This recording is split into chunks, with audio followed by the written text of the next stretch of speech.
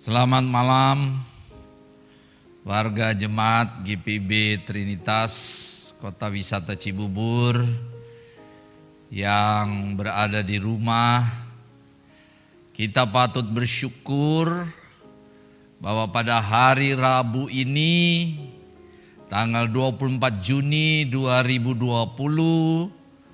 kita boleh menyambut panggilan Tuhan untuk beribadah dalam ibadah keluarga, meskipun di rumah masing-masing. Ibadah keluarga pada malam hari ini masih dalam rangka bulan Pelkes, yang mana tekanannya adalah keterlibatan aktif anggota keluarga di dalam ibadah keluarga.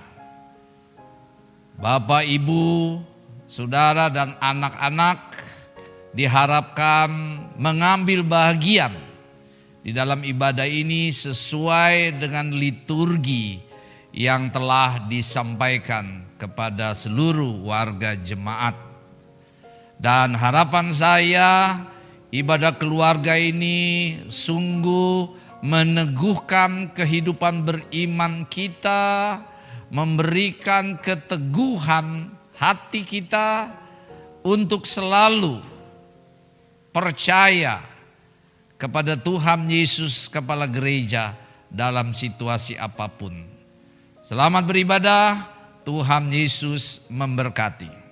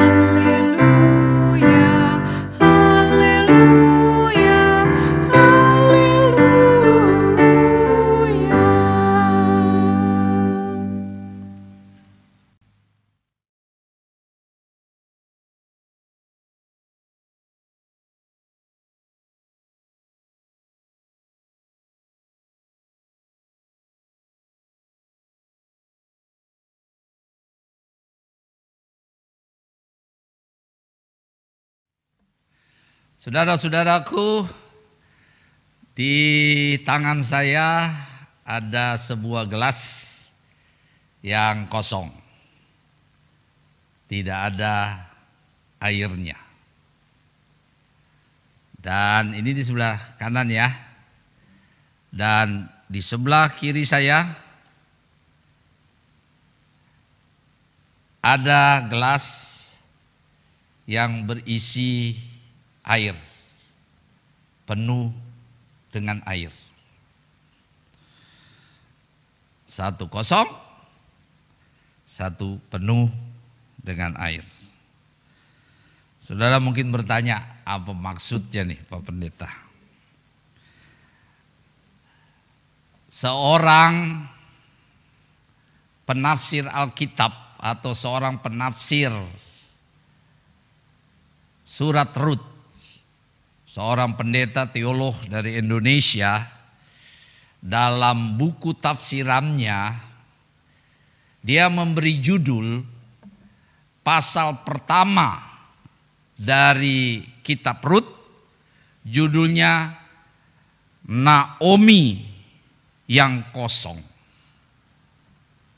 Itu pasal 1. Naomi yang kosong. Pasal 4, pasal terakhir, dia kasih judul Naomi yang penuh kembali. Jadi pasal 1 Naomi yang kosong. Pasal 4 Naomi yang penuh kembali. Makanya saya kasih ilustrasi. Rut 1, Naomi itu kosong, bagaikan gelas yang kosong. Tidak ada isi, tidak ada arti. Naomi merasa hidupnya penuh dengan kepahitan. Di pasal 1 yang kita baca khususnya dalam ayatnya yang ke-19 sampai yang ke-21. Coba Bapak Ibu bisa dengarkan kata-kata saya. Rut 1 ayat 19 sampai 21 berkata demikian. Dan berjalanlah keduanya sampai mereka tiba di Betlehem. Ketika mereka masuk ke Betlehem, gemparlah seluruh kota itu karena mereka. Dan perempuan-perempuan berkata, Naomi kah itu? Tetapi ia berkata kepada mereka, janganlah sebutkan aku Naomi, sebutkanlah aku Mara. Sebab yang Maha Kuasa telah melakukan banyak yang pahit kepadaku. Dengan tangan yang penuh aku pergi, tetapi dengan tangan yang kosong Tuhan memulangkan aku. Mengapakah kamu menyebutkan aku Naomi? Karena Tuhan telah naik saksi menentang aku, dan yang Maha Kuasa telah mendatangkan malapetaka kepadaku. Ya, Bapak Ibu perhatikan nih ayat-ayat ini, wah luar biasa, menggambarkan kekosongan hati Naomi ketika dia sampai di Betlehem. Dia tidak merasa damai dan sukacita. Bahkan dia protes ketika ada orang yang bertanya, Naomi kah itu? Dia bilang, jangan sebutkan aku Naomi, sebutkan aku Mara. Naomi ya artinya Bapak Ibu menyenangkan dan cantik. Mara pahit. Jadi Naomi bilang, jangan bilang aku Naomi. Ya. Karena dia merasa hidupnya tidak menyenangkan. Tapi panggil aku Mara yang pahit. Kenapa? Di dalam ayatnya yang ke-20 Sebab yang Maha Kuasa telah melakukan banyak yang pahit kepadaku. Nah lalu ini ayat 21. Dengan tangan penuh aku pergi, tapi dengan tangan yang kosong Tuhan memulangkan aku. Ini protes dari jiwa yang kosong, ibarat gelas. Naomi merasa kosong hidupnya. Karena apa? Dia berpendapat Tuhan sudah tinggalkan dia. Tuhan mengizinkan malapetaka. Ya, mengizinkan yang dia punya. Tadinya dia pergi penuh, ada suaminya Elimelek, ada anaknya Mahlon dan Kilion, tapi mereka semua mati di Moab. Tadinya penuh hidupnya, walaupun memang ada pergumulan tantangan, tapi waktu dia pergi ke Moab, dia merasa penuh. Tapi ketika Tuhan memulangkan dia ke Betlehem, dia merasa kosong.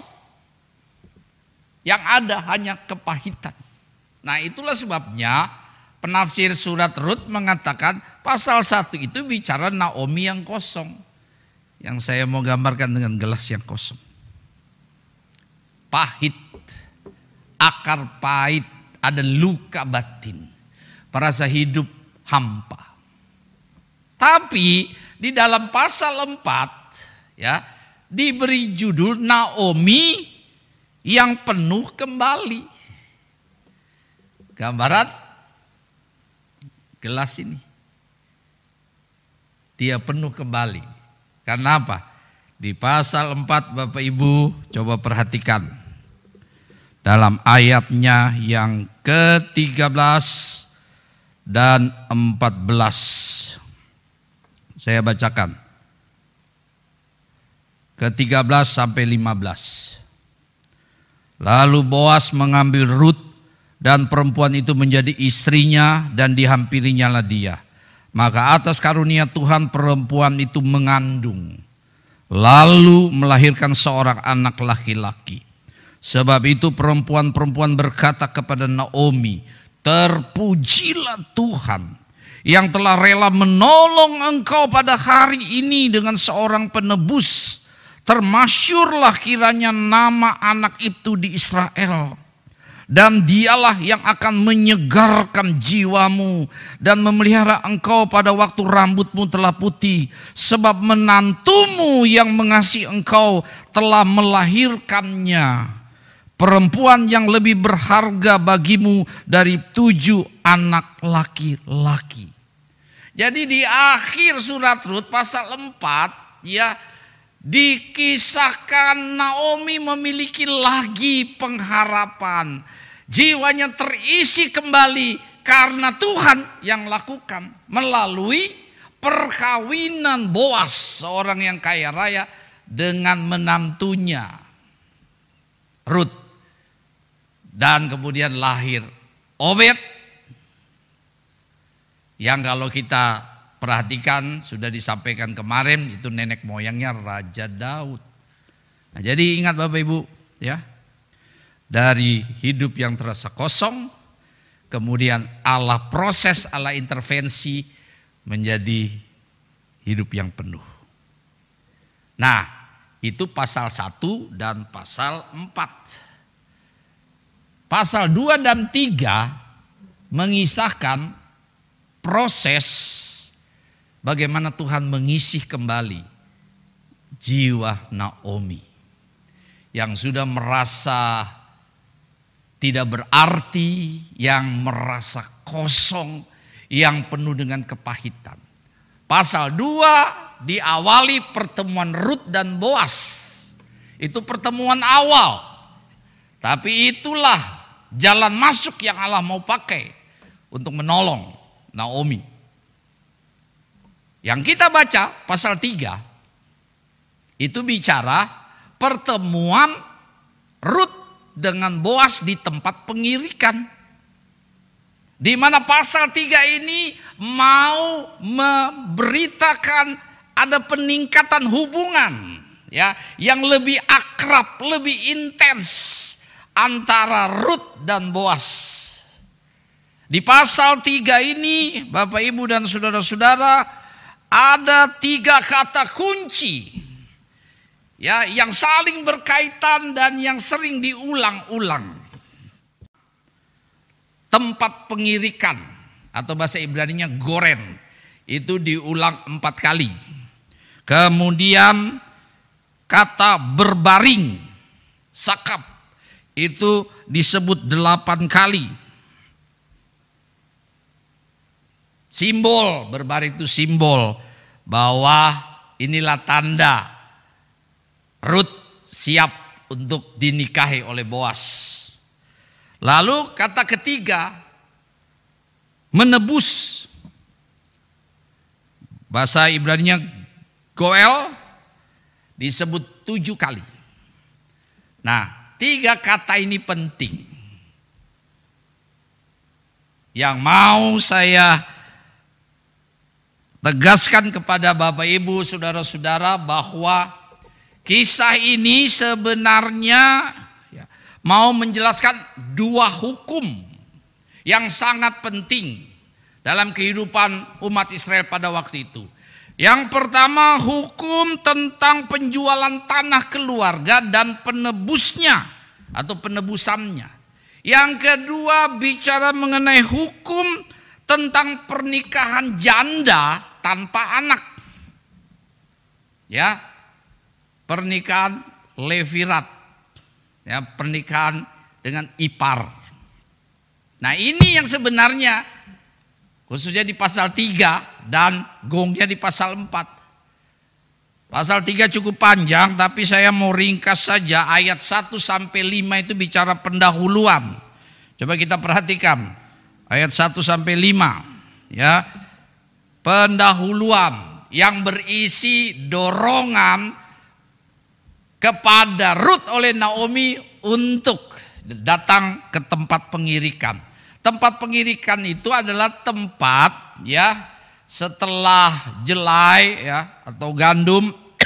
Jelai itu semacam gandum tapi kualitasnya lebih rendah dari gandum. Nah, jelai ini biasanya digunakan untuk makanan ternak dan juga untuk makanan rakyat miskin. Di tempat pengirikan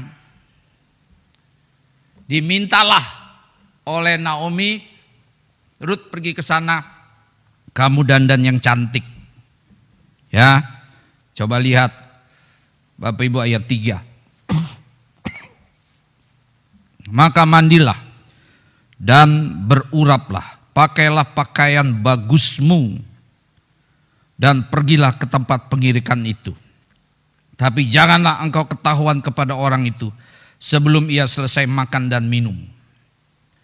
Jadi disuruh ke tempat pengirikan, tempat untuk apa? Memisahkan bulir-bulir jelai dengan sekamnya. Nah, Boas diperkirakan oleh Naomi ada di situ dan dia akan nginap bermalam di situ. Itu ada dalam ayatnya ayat 1 sampai 5.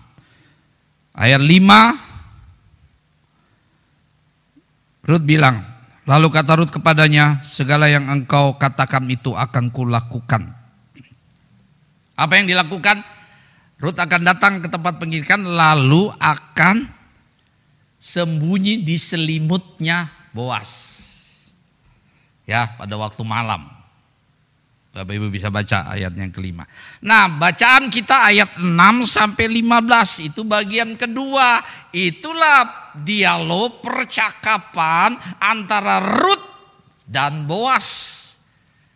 Kalau kita perhatikan ini menarik sekali Bapak Ibu, karena dikatakan ayatnya yang ke-7, setelah Boas habis makan dan minum dan hatinya gembira, datanglah ia untuk membaringkan diri tidur pada ujung timbunan jelai itu. Kemudian datanglah perempuan itu dekat dengan diam-diam, disingkapkannya selimut dari kaki Boas dan berbaringlah ia di situ. Coba tanpa sepengetahuan Boas, ini Rut nyelinap nih. Ya, masuk di selimut. Nggak tahu Boas, tapi malam-malam ayatnya yang ke-8. Pada waktu tengah malam dengan terkejut terjagalah orang itu, maksudnya Boas, lalu meraba-raba ke sekelilingnya. Dan ternyata ada seorang perempuan berbaring di sebelah kakinya. Bertanyalah ia, siapakah engkau ini? Jawabnya, aku Rut hambamu. Kembangkanlah kiranya sayapmu melindungi hambamu ini, sebab engkaulah orang kaum yang wajib menebus kami.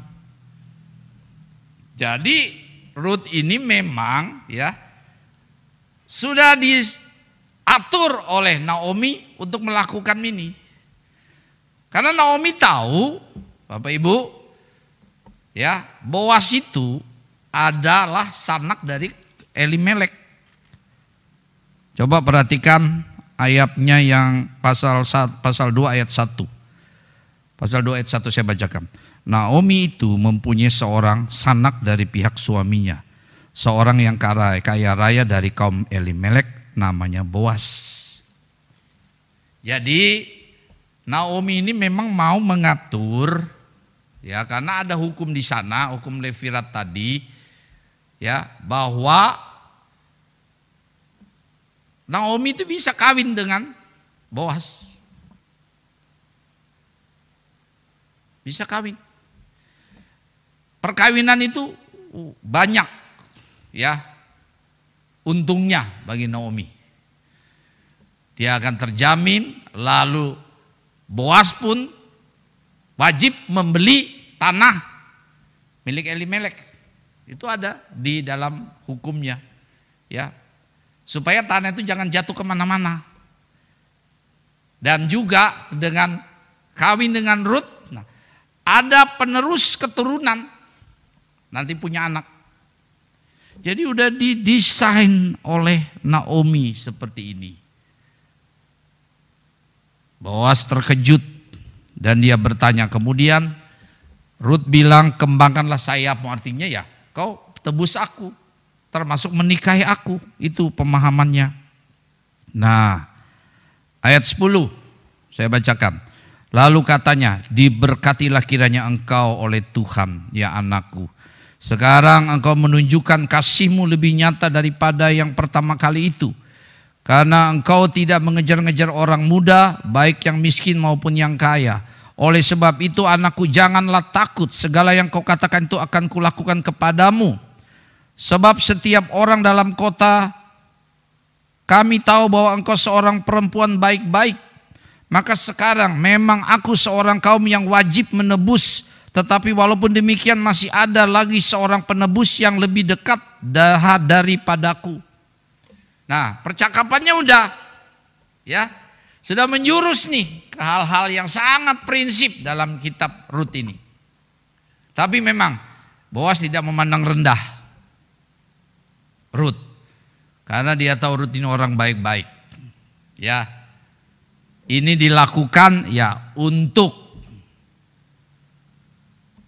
mengatur supaya masa depan Naomi dan Rut jadi lebih baik, supaya hukum yang memang berlaku itu bisa dilaksanakan, yaitu ada yang menebus tanah Elimelek dan sekaligus menikahi Rut, janda dari anak Elimelek.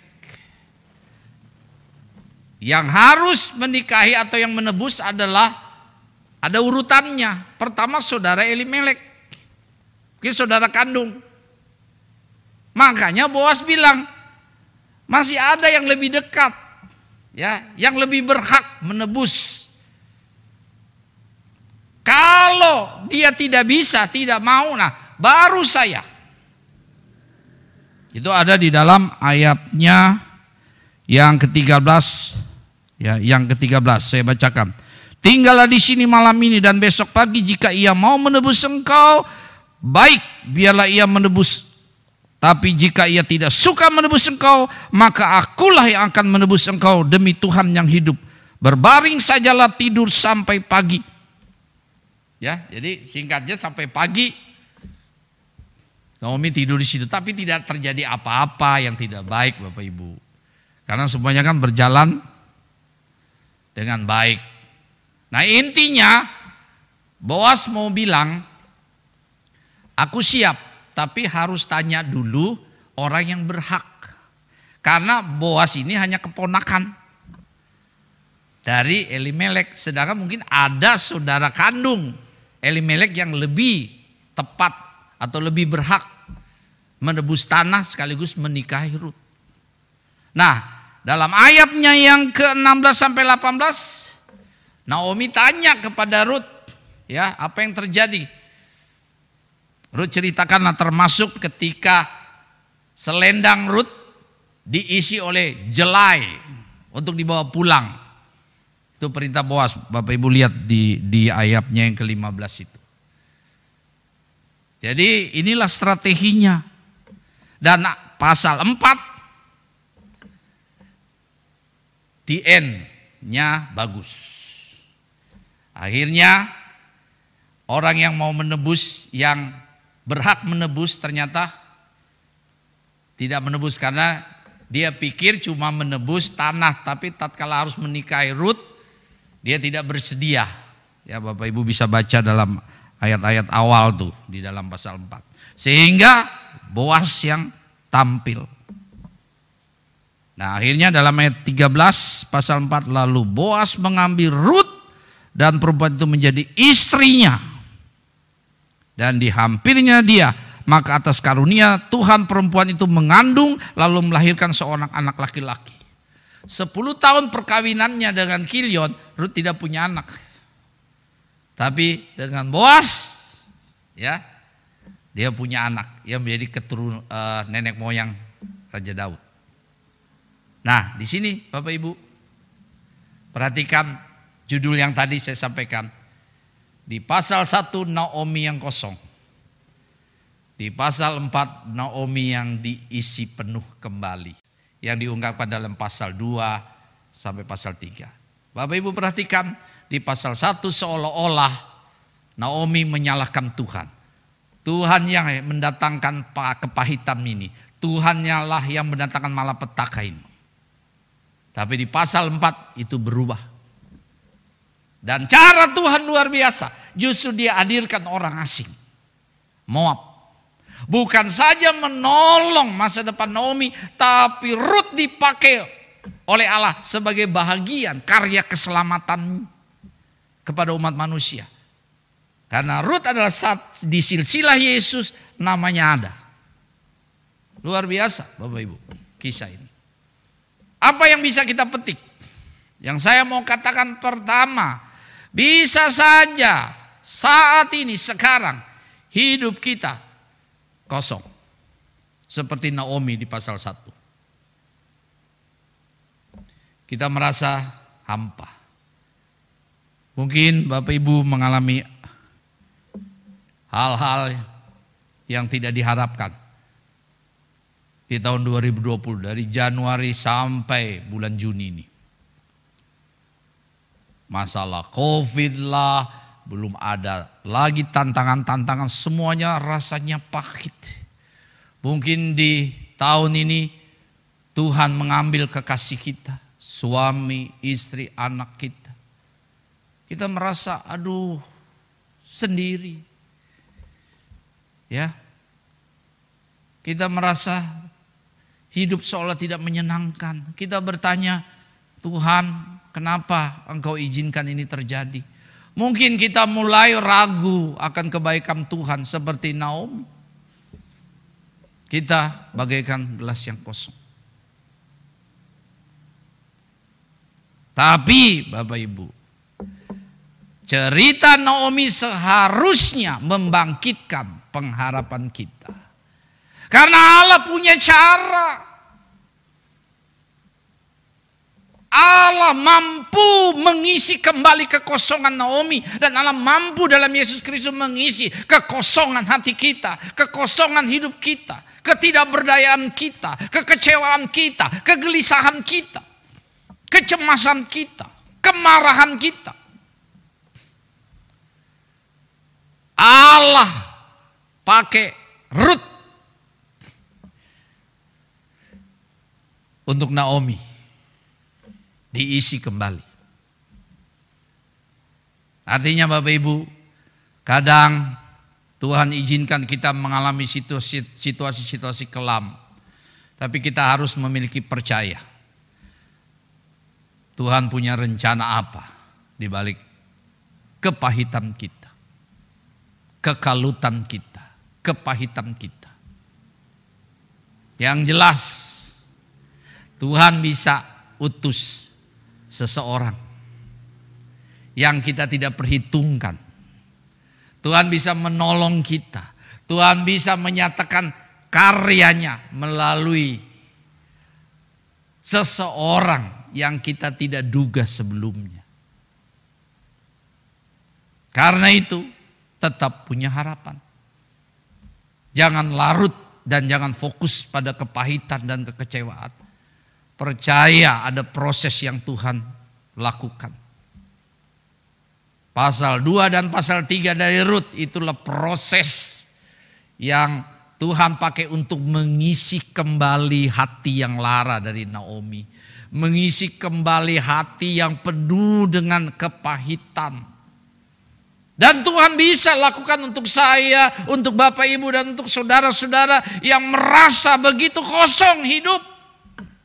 Semuanya seolah tidak menjanjikan, pintu dan jendela tertutup. Percaya kepada Kristus. Biarkan dia berproses. Dan biarkan Tuhan izinkan untuk memakai siapapun. Menolong kita. Kalau kita izinkan itu terjadi.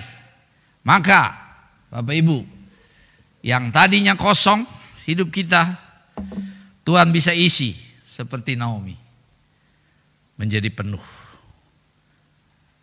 Dan itu begitu berarti dalam hidup kita. Hidup punya makna. Karena ada Kristus yang mengisi. Tataplah hidup ini. Tetaplah bersama Kristus. Tetap kita melakukan apa yang Ia mau. Juga di dalam bulan Pelkes ini. Mungkin ada kepahitan. Di dalam pelayanan di Pelkes merasa gagal, merasa tidak bertumbuh, tidak berkembang. Jangan menyerah. Biar serahkan, Tuhan akan bertindak. Nah, satu hal yang menarik. Percaya pada Tuhan bukan berarti tidak berbuat apa-apa. Naomi bertindak, Bapak Ibu. Ya, sesuai dengan judul khotbah. Jangan nanti, lakukan sekarang. Dia bertindak dengan menyuruh Rut, ayo pergi ke pengirikan. Beriman bukan berarti pasrah saja tidak berbuat apa-apa.